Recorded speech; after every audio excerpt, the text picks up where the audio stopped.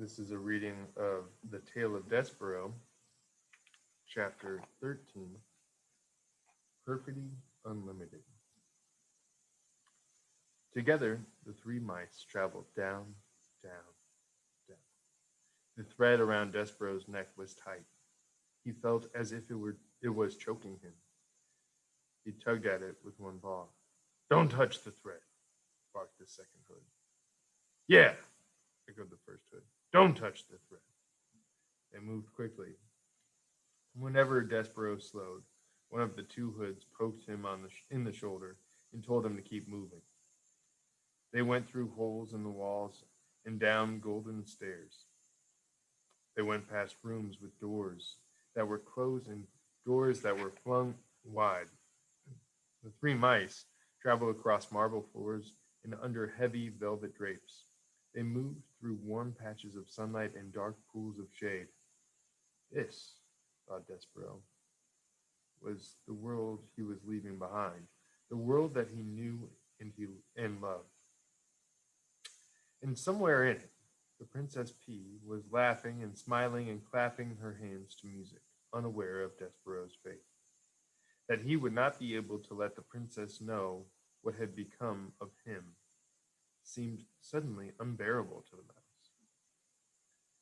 "Would it be possible for me to have a last word with the princess?" Despereaux asked. "A word?" said the second hood. "You want a word with a human?" "I want to tell her what has happened to me." "Jeez," said the first hood. He stopped and stamped his paw on the floor in frustration. "Cripes! You can't learn, can you?" The voice was terribly familiar to Despereaux. "Furlough?" he said. "What?" said the first hood irritably. Despereaux shuddered. His own brother was delivering him to the dungeon. His heart stopped beating and shrunk to a small, cold, disbelieving pebble. But then, just as quickly, it leapt alive again, beating with hope. "Furlough!" Despereaux said. He took one of his brother's paws in his own. "Please, let me go. Please, I am your brother." Furlough rolled his eyes. He took his paw out of Despereaux's. "No," he said. "No way." "Please," said Despereaux. "No," said Furlough. "Rules are rules." Reader, do you recall the word perfidy? As our story progresses, perfidy becomes an ever more appropriate word, doesn't it? Perfidy was certainly the word that was in Despereaux's mind as the mice finally approached the narrow, steep stairs that led to the black hole of the dungeon. They stood, the three mice, two with hoods and one without, and contemplated the abyss before them.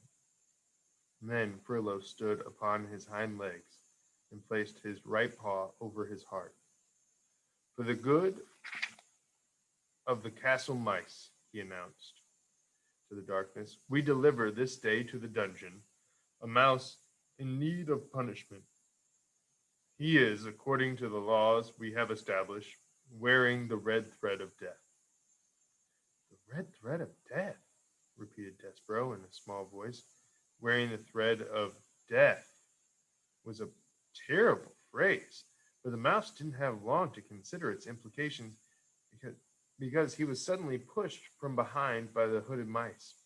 The push was a strong one, and it sent Despereaux flying down the stairs into the dungeon. As he tumbled, whisker over tail, through the darkness, there were only two words in his mind. One was perfidy, and the other word that he clung to was P. Perfidy, P. Perfidy, P.